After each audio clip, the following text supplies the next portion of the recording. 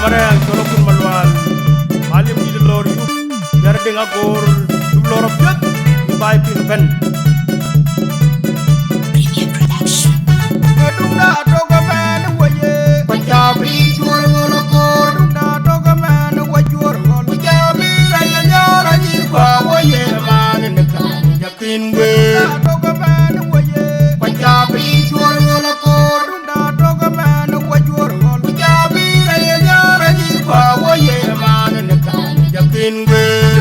Kun mai galwag manyel undaye Amut bai kajol kura kwaje undajor ngolokor Kajelo jitong tu Kanu gopok salapan Kuro cekring moygon Itu gola ripyo Baibur pandaga jagrium ni Kanu gopok salapan Kuro cekring moygon Itu gola ripyo Baibur pandaga jagrium ni Kanu gopok salapan Kuro cekring moygon Itu gola ripyo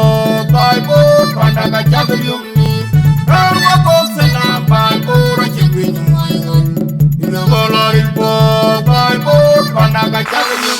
Nyan pek cijen Maria bangkat jilani Nyan pek dolan ya dadale dolan ya dadale ya maya bangkat cin Maria bangkat dolan ya Nyan pek dolan ya nakale dolan ya pek cijen Maria bangkat jilani Nyan pek dolan ya dadale dolan ya dadale ya maya bangkat cin Maria bangkat dolan ya Nyan pek dolan ya nakale dolan ya ganya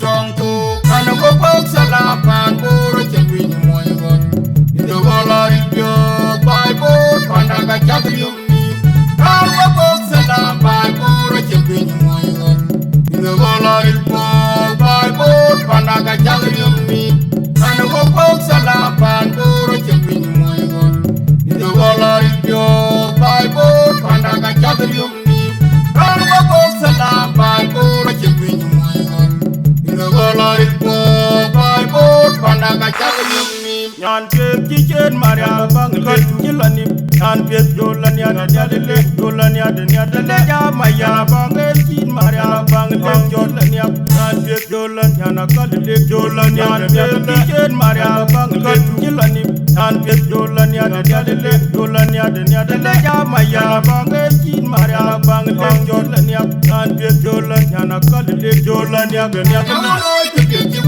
Dong ngabei daga chano mayar bai magwo beda lewing kwem magoro gula rok ga dile kata mayon yegan mayam dulo